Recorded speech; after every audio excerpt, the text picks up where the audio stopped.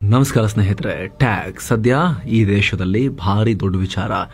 ಭಾರತದಲ್ಲಿ ಭರ್ಜರಿ ಟ್ಯಾಕ್ಸ್ ಹಾಕ್ತಾರೆ, ಟ್ಯಾಕ್ಸ್ ಟೆರರಿಸಂ ನಡೀತಾ ಇದೆ ಅನ್ನೋ ದೊಡ್ಡ ಆರೋಪ ಇದೆ. ವಿಪಕ್ಷಗಳು, ಜನಸಾಮಾನ್ಯರು ಅಷ್ಟೇ ಅಲ್ಲದೆ ಸರ್ಕಾರದ ಪರ ಅಂತ ಗುರುತಿಸಿಕೊಳ್ಳೋ ಮೋಹನ್ ದಾಸ್ ಪೈ ತರದವರು ಕೂಡ ಇಂತಹ ಸೀರಿಯಸ್ ಆರೋಪ ಮಾಡ್ತಾರೆ.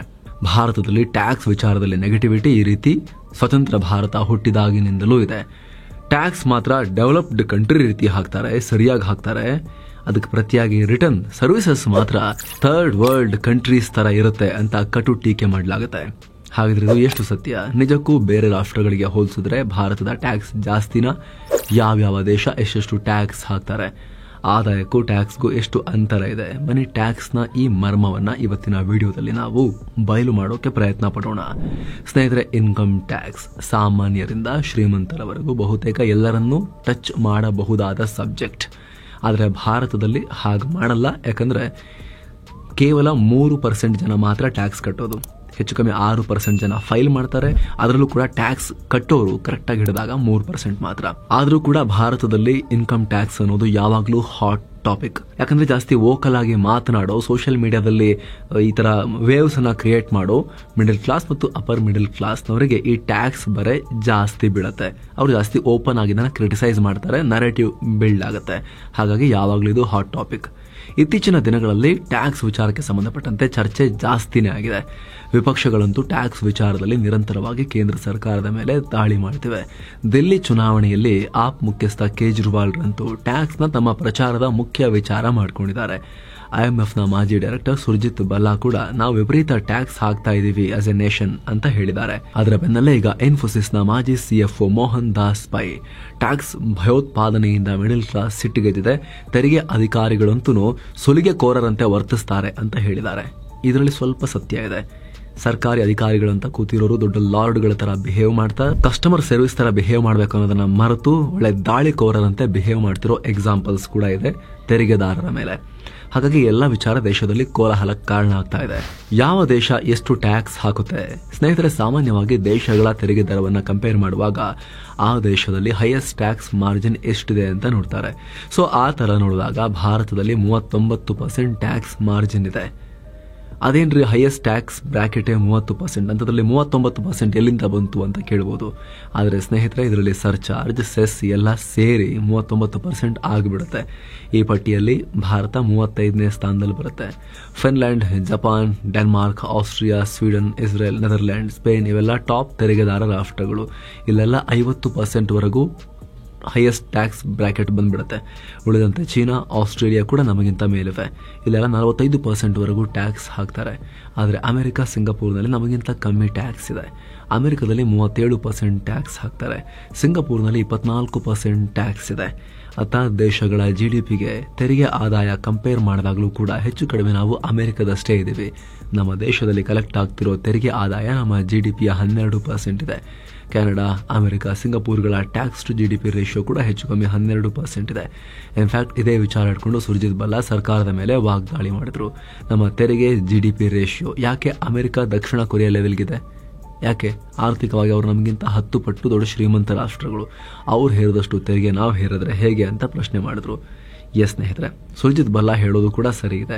ಅಮೆರಿಕ, ಸಿಂಗಾಪುರ್ನಲ್ಲಿ ಜನ ಗಳಿಸುವ ಆದಾಯಕ್ಕೂ ಭಾರತದಲ್ಲಿ ಬರ್ತಿರೋ ಇನ್ಕಮ್ಗೂ ಕಂಪೇರ್ ಮಾಡೋಕ್ಕಾಗಲ್ಲ.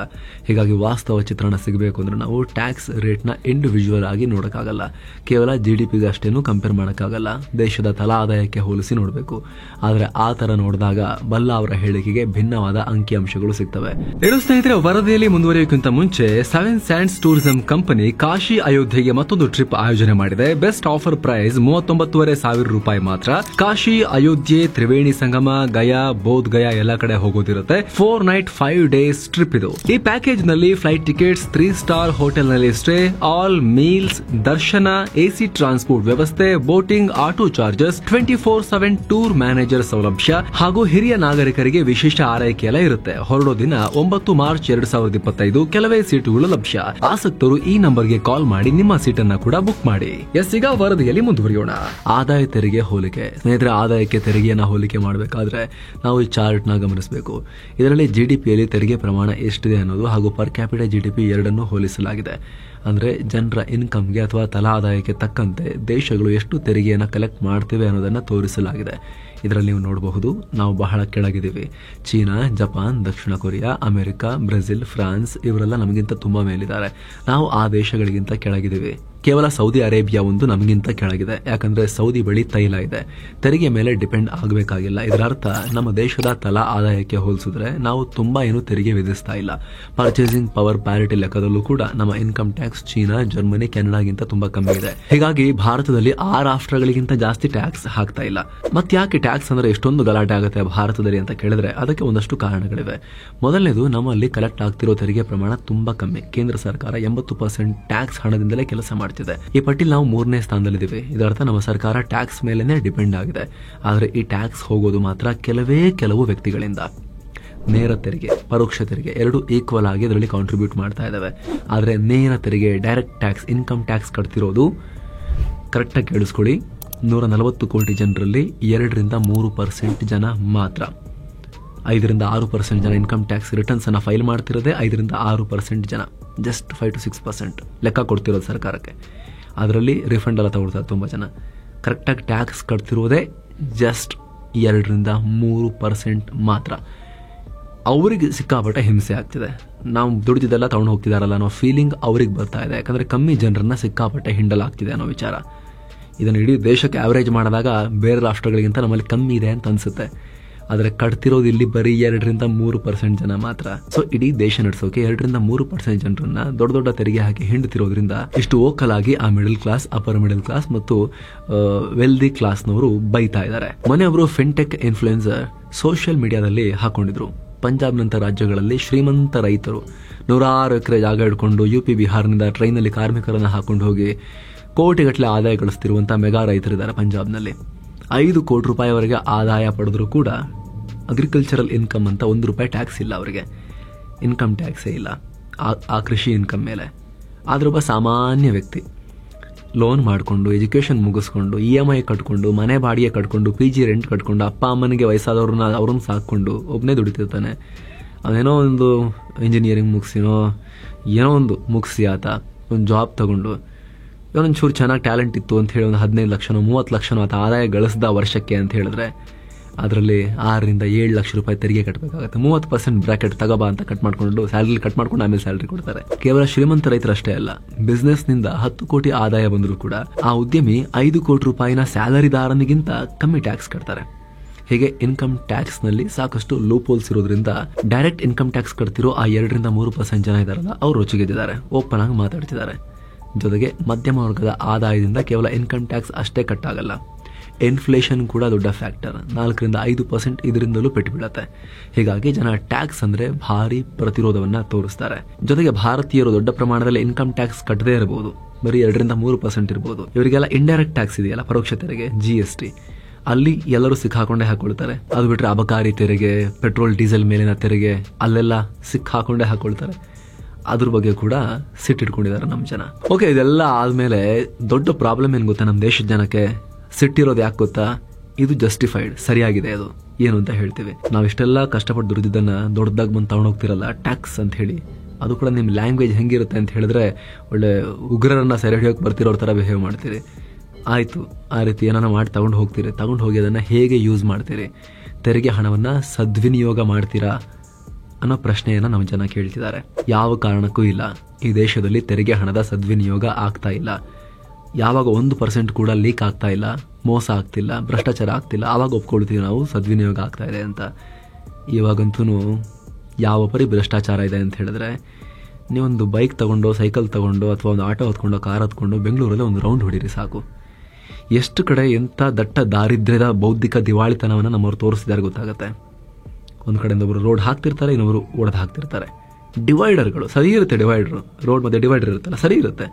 ಬರ್ತಾರೆ, ಒಂದು ಹೊಡಿತಾರೆ, ಹೊಡಿಯೋನಿಗೆ ದುಡ್ಡು, ಹೊಡೆದಿದ್ದಕ್ಕೆ ದುಡ್ಡು, ಫಸ್ಟಿಗೆ ಕಟ್ಟಕ್ಕೆ ದುಡ್ಡು ಇರುತ್ತೆ. ಒಂದು 5 ವರ್ಷನೋ 10 ವರ್ಷನೋ ಆಗಿರುತ್ತೆ. ಅದೇನು ಪ್ರಾಬ್ಲಮ್ ಆಗಿರಲ್ಲ, ಸರಿಯಾಗೇ ಇರುತ್ತೆ. ಏನೊಂದು ಬಿಲ್ ಮಾಡ್ಬೇಕಂತ ಅನ್ಸಿರುತ್ತೇನೋ ಗೊತ್ತಿಲ್ಲ ಇವರಿಗೆ. ದಟ್ಟ ದರಿದ್ರ ಬೌದ್ಧಿಕ ದಿವಾಳಿ ಆಗಿರೋ ಈ ಭ್ರಷ್ಟ ಪೊಲಿಟಿಷಿಯನ್ಸ್ಗೆ ಇನ್ನೊಬ್ಬ ಯಾವನ ಬರ್ತಾನೆ, ಅದನ್ನೆಲ್ಲ ಒಡೆದು ಹಾಕ್ತಾನೆ, ಅದಕ್ಕೊಂದು ದುಡ್ಡು, ಮತ್ತೆ ಒಡೆದು ಹಾಕಿದಕ್ಕೆ ತುಂಬಿಕೊಂಡು ಹೋಗೋನಿಗೆ ದುಡ್ಡು, ಮತ್ತೆ ಹೊಸದಾಗಿ ಕಟ್ಟೋನಿಗೆ ದುಡ್ಡು. ಈ ರೀತಿ ಮಾಡ್ತಾ ಇರ್ತಾರೆ. ಅದು ಯಾವ ತರ ಕಾಮಗಾರಿ ಮಾಡ್ತಿರ್ತಾರೆ, ಒಂದಕ್ಕೊಂದು ಸಿಂಕೆ ಇರಲ್ಲ. ಇಲ್ಲಿಂದ ಅಲ್ಲಿವರೆಗೆ ಒಂಥರ ಡಿಸೈನ್ ಇಂಟರ್ಲಾಕ್ ಹಾಕಿ ರೋಡ್ ಮಾಡ್ತಾರೆ. ಇಲ್ಲಿಂದ ಅಲ್ಲಿವರೆಗೆ, ಅಲ್ಲಿಗೆಲ್ಲ ಮಧ್ಯದಲ್ಲಿ ಏನೇನೋ ಹಾಕ್ತಾರೆ, ಡಿಸೈನ್ ಮಾಡ್ತಾರೆ, ಚೆನ್ನಾಗಿ ಮಾಡ್ತಾರೆ. ಇಲ್ಲಿಂದ ಒಂದಷ್ಟು ದೂರ, ಮತ್ತೆ ಅದಾದ್ಮೇಲೆ ಬೇರೆದೇ ಡಿಸೈನ್. ಅಲ್ಲಿ ಇನ್ನೊಬ್ಬ ಅವನಿಗೆ ತೋಚದಂಗೆ ಮಾಡಿರ್ತಾನೆ. ತಲೆ ಇಲ್ಲ, ಬುಡ ಇಲ್ಲ, ಬೇಕಾಬಿಟ್ಟಿ ವ್ಯವಹಾರ.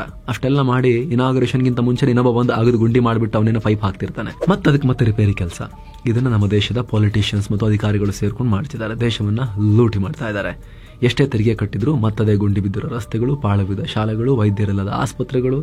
ಸರ್ಕಾರಿ ಆಸ್ಪತ್ರೆಯಲ್ಲಿ ಚಿಕಿತ್ಸೆಯ ಕ್ವಾಲಿಟಿ ನಿಧಾನಕ್ಕೆ ಇಂಪ್ರೂವ್ ಆಗ್ತಿದೆ, ಬಟ್ ಎಲ್ಲೆಲ್ಲಿಗೂ ಸಾಕಾಗಲ್ಲ. ಪ್ರೈವೇಟಿಗೆ ಕಂಪೇರ್ ಮಾಡಿದ್ರೆ ಬಹಳ ಹಿಂದೆ ಇದೆ. ನೀರು ಬರದ ನಲ್ಲಿಗಳು, ಇವೆಲ್ಲ ನಾವು ನೋಡ್ತಾ ಇದೀವಿ. ಹೀಗಿರುವಾಗ ನಾವು ಕಷ್ಟಪಟ್ಟು ಬೆವರು ಸುರಿಸಿ ದುಡಿದಿರೋ ಹಣವನ್ನ ಈ ಕಳ್ಳರ ಬಾಯಲ್ಲಿ ಯಾಕೆ ಹಾಕಬೇಕು ಅನ್ನೋ ಫ್ರಸ್ಟ್ರೇಷನ್ ತೆರಿಗೆದಾರರಲ್ಲಿದೆ. ಜೊತೆಗೆ ನಮ್ಮ ದೇಶದ ತೆರಿಗೆ ವ್ಯವಸ್ಥೆ ಜಟಿಲವಾಗಿದೆ, ಗೊಂದಲಮಯವಾಗಿದೆ, ಭ್ರಷ್ಟಾಚಾರದಿಂದ ಕೂಡಿದೆ ಅನ್ನೋ ಅಭಿಪ್ರಾಯ ಇದೆ. ಮೋಹನ್ ದಾಸ್ ಪೈ ಹೇಳ್ತಾ ಇದ್ರು, ಎಕ್ಸ್ಟಾರ್ಷನಿಸ್ಟ್ಗಳು ಇವರು ಅಂತೇಳಿ ತೆರಿಗೆ ಅಧಿಕಾರಿಗಳು. ಎಲ್ಲರೂ ಅಲ್ಲ, ಪಾಪ ಒಳ್ಳೆ ಆಫೀಸರ್ಸ್ ಕೂಡ ಇದ್ದಾರೆ. ಆದರೆ ಕೆಲವೊಂದಷ್ಟು ಆಫೀಸರ್ಸ್ ತೆರಿಗೆ ಇಲಾಖೆಯಲ್ಲಿ ಕೂತಿರೋರು, ಅವ್ರ ಬಗ್ಗೆ ಕಾಮೆಂಟ್ ಮಾಡೋದೇ ವೇಸ್ಟ್. ಆ ಭ್ರಷ್ಟ ತೆರಿಗೆ ಅಧಿಕಾರಿಗಳು ಹೆಂಗೆ ಬಿಹೇವ್ ಮಾಡ್ತಿರ್ತಾರೆ ಅಂದರೆ, ಆರಂಭದಲ್ಲೇ ಹೇಳಿದ ಹಾಗೆ ನಾವೊಂಥರ ಕಸ್ಟಮರ್ ಸರ್ವಿಸ್ ಥರ ತೆರಿಗೆದಾರರೊಂದಿಗೆ ನಾವು ಕೋಆಪರೇಷನಲ್ಲಿ ಕೆಲಸ ಮಾಡಬೇಕು. ಅವ್ರು ಯಾರು ಗೊತ್ತಿಲ್ಲದೆ ಏನಾದ್ರು ಮಿಸ್ಟೇಕ್ ಮಾಡಿದರೆ ಅವರಿಗೆ ಕರೆಕ್ಟಾಗಿ ಗೈಡ್ ಮಾಡಬೇಕು. ಈಗ ಪೊಲಿಟಿಷಿಯನ್ಸ್ ಸಾವಿರಾರು ಕೋಟಿ, ಅವ್ರಿಗೇನು ಇನ್ಕಮ್ ಸೋರ್ಸೇ ಇರಲ್ಲ, ಜನರು ದುಡ್ಡು ಲೂಟಿ ಮಾಡ್ಕೊಂಡು ಕೂತಿರ್ತಾರೆ. ಅವ್ರ ಹತ್ರ ವರ್ತಿಸೋದು ಬೇರೆ. ಕ್ಲೀನ್ ಬಿಸ್ನೆಸ್ ನಡೆಸ್ತಿರೋದ್ರ ಹತ್ರ ಅವ್ರು ಬಿಹೇವ್ ಮಾಡಬೇಕಾಗಿರೋ ರೀತಿನೇ ಬೇರೆ ಇರುತ್ತೆ. ಆ ಕಾಮನ್ ಸೆನ್ಸ್ ಕೂಡ ಅವ್ರಿಗಿರೋದಿಲ್ಲ. ನಾವು ಭ್ರಷ್ಟ ಪೊಲಿಟಿಷಿಯನ್ಸ್ ಹತ್ರ ಮಾತಾಡ್ತಿಲ್ಲ, ನಾವು ಆನೆಸ್ಟ್ ಬಿಸ್ನೆಸ್ ಪೀಪಲ್ ಹತ್ರ ಮಾತಾಡ್ತಿದ್ದೀವಿ, ಆನೆಸ್ಟ್ ಟ್ಯಾಕ್ಸ್ ಪೇಯರ್ಸ್ ಹತ್ರ ಮಾತಾಡ್ತಿದ್ದೀವಿ ಅನ್ನೋ ಒಂದು ವ್ಯತ್ಯಾಸ ಕೂಡ ಅವ್ರಿಗೆ ಗೊತ್ತಿರೋದಿಲ್ಲ. ಅದೇ ಟೋನಲ್ಲಿ, ಅದೇ ಲ್ಯಾಂಗ್ವೇಜಲ್ಲಿ ವರ್ತಿಸೋಕೆ ಶುರು ಮಾಡ್ತಾರೆ. ಇದೇ ಕಾರಣಕ್ಕೋಸ್ಕರನೇ ನೋಡಿ, ಇಲ್ಲಿ ಆರ್ಟಿಕಲ್ ಕೂಡ ತೋರಿಸ್ತಾ ಇದ್ದೀವಿ. ಮೋಹನ್ ದಾಸ್ ಪೈ ಇವ್ರನ್ನ ಎಕ್ಸ್ಟಾರ್ಷನಿಸ್ಟ್ಗಳು ಅಂತ ಕರೆದಿರೋದು, ಇಂಥ ಭ್ರಷ್ಟಾಧಿಕಾರಿಗಳನ್ನ. ಎಲ್ರನ್ನೂ ಅಲ್ಲ, ಭ್ರಷ್ಟಾಧಿಕಾರಿಗಳನ್ನ. ಸೊ ಈ ರೀತಿದೆಲ್ಲ ಇಶ್ಯೂಸ್ ಇದೆ. ಸೊ ನಾವಿಲ್ಲಿ ಮಾಡಬೇಕಾಗಿರೋದು ಏನು ಅಂತ ಹೇಳಿದ್ರೆ, ಸಿಕ್ಕಾಪಟ್ಟೆ ದುಬಾರಿ ತೆರಿಗೆಯನ್ನು ಕಟ್ತಾ ಇದ್ದಾರಲ್ಲ, ಅವ್ರಿಗೆ ಸ್ವಲ್ಪ ರಿಲೀಫ್ ಕೊಡಬೇಕು. ಏನೋ ಕೋಟ್ಯಂತರ ರೂಪಾಯಿ ಆದಾಯ ಇದೆ ಅಂದರೆ ಅವ್ರಿಗೊಂದು ನೀವು 30% ಟ್ಯಾಕ್ಸ್ ಹಾಕೋದ್ರಲ್ಲಿ ಅಂಥ ದೊಡ್ಡ ಪ್ರಾಬ್ಲಮ್ ಇಲ್ಲ. ಆದರೆ ಇವಾಗಷ್ಟೇ ಯಾರೋ ಕಾಲೇಜಿಂದ ಬಂದು ಆಗಲೇ ಹೇಳಿದಾಗ ಲೋನ್ EMI ಇದೆ, ಎಜುಕೇಷನ್ ಲೋನ್ ಮಾಡಿರ್ತಾರೆ, PGಗಳಲ್ಲಿ ಇರಬೇಕಾಗತ್ತೆ, ಬೆಂಗಳೂರಲ್ಲಿ ಬಂದು ಮನೆ ಬಾಡಿಗೆ ಕಟ್ಕೊಂಡಿರ್ಬೇಕಾಗತ್ತೆ. ಅಂಥವ್ರಿಗೆ ನೀವು 15 ಲಕ್ಷ ದಾಟಿದ ತಕ್ಷಣ ನೀವು 30% ಟ್ಯಾಕ್ಸ್ ಹಾಕಿದ್ರೆ ಘೋರ ಅನ್ಯಾಯ ಆಗುತ್ತೆ. ಹಾಗಾಗಿ ಅಲ್ಲೊಂಚೂರು ಸ್ಲ್ಯಾಬ್ಗಳಲ್ಲಿ ಬದಲಾವಣೆಗಳನ್ನು ಮಾಡಲೇಬೇಕು, ಮಿತಿಗಳನ್ನು ಸ್ವಲ್ಪ ಚೇಂಜ್ ಮಾಡಬೇಕು. ಇದು ನಮ್ಮ ಕಳಕಳಿಯ ಆಗ್ರಹ ಸರ್ಕಾರಕ್ಕೆ. ಜೊತೆಗೆ ಯಾರೆಲ್ಲ ಕಮ್ಮಿ ಆದಾಯದ ಪಾಪ್ಯುಲೇಷನ್ ಇದೆ ಭಾರತದಲ್ಲಿ, ಅವರ ಆದಾಯ ಜಾಸ್ತಿ ಆಗೋ ರೀತಿಯಲ್ಲಿ GDP ಗ್ರೋತ್ಗೂ ಕೂಡ ನಾವು ಪ್ರಯತ್ನ ಪಡಬೇಕು. ಅವರಿಗೆ ಟ್ಯಾಕ್ಸ್ ಹಾಕೋದ್ರ ಬದಲಿಗೆ ಅವರ ಆದಾಯ ಜಾಸ್ತಿ ಆಗೋ ರೀತಿ ನೋಡಿಕೊಂಡು, ಆಮೇಲೆ ಅವ್ರು ಒಂಚೂರು ಕೈಕಲ್ ಗಟ್ಟಿ ಆದಮೇಲೆ ಚೂರು ಟ್ಯಾಕ್ಸ್ ನೆಟ್ಗೆ ಅವ್ರನ್ನ, ಅಂದರೆ ಟ್ಯಾಕ್ಸ್ ಬೆಲೆ ಒಳಗಡೆ ಅವ್ರನ್ನೂ ಕೂಡ ತರೋಕೆ ನೋಡಬೇಕು. ಟ್ಯಾಕ್ಸ್ ಕಲ್ಚರನ್ನು ಇಂಪ್ರೂವ್ ಮಾಡಬೇಕು. ಏನೀಗ ನಾವು ನೋಡ್ತಾ ಇದ್ದೀವಿ 5%, 10%, 15%, 30% ಅಂತ, ಇದು ಏನೂ ಅಲ್ಲ. ಒಂದು ಟೈಮ್ನಲ್ಲಿ ಭಾರತದಲ್ಲಿ ಕೆಲವೇ ದಶಕಗಳ ಮುಂಚೆ 90% ಟ್ಯಾಕ್ಸ್ ಕೂಡ ಇತ್ತು ಭಾರತದಲ್ಲಿ. 90% ಆ್ಯಂಡ್ ಅಬೌವ್ ಟ್ಯಾಕ್ಸ್ ಇದ್ದಂಥ ಟೈಮ್ ಕೂಡ ಭಾರತದಲ್ಲಿತ್ತು. ಇಲ್ಲ ಅಂತೇನಿಲ್ಲ, ಇವಾಗ ಸುಧಾರಿಸ್ತಾ ಇದೆ. ಕಳೆದ ಒಂದು 30 ವರ್ಷಗಳಲ್ಲಿ ನಾವು ಆರ್ಥಿಕ ಉದಾರೀಕರಣ ಮಾಡಿದ್ಮೇಲೆ ನಮ್ಮಲ್ಲೂ ಕೂಡ ಚೂರು ನಾವು ಆ ಓಲ್ಡ್ ಹಾರ್ಡ್ ಲೆಫ್ಟ್ ಮೈಂಡ್ ಸೆಟ್ನಿಂದ, ತಲೆಗೆ ಬೀಗ ಹಾಕೊಂಡಂತ ಮೈಂಡ್ ಸೆಟ್ನಿಂದ ಚೂರು ಓಪನ್ ಅಪ್ ಮಾಡಿಕೊಂಡು ನಾವು ಕೂಡ ಉದಾರೀಕರಣದ ಕಡೆಗೆ, ಓಪನ್ ಮಾರ್ಕೆಟ್ ಎಕಾನಮಿ ಕಡೆಗೆ ಹೋಗ್ತಾ ಇದು ಸ್ವಲ್ಪ ಸುಧಾರಿಸಿದೆ ಪರಿಸ್ಥಿತಿ. ಆದರೆ ಇನ್ನೂ ಸುಧಾರಿಸಬೇಕು. ಈ ಬಗ್ಗೆ ನಿಮಗೆ ಏನನ್ಸುತ್ತೆ ಕಾಮೆಂಟ್ ಮಾಡಿ ತಿಳಿಸಿ. ಮತ್ತೆ ಭೇಟಿ ಆಗ್ತಿರೋಣ. ನಮಸ್ತೆ.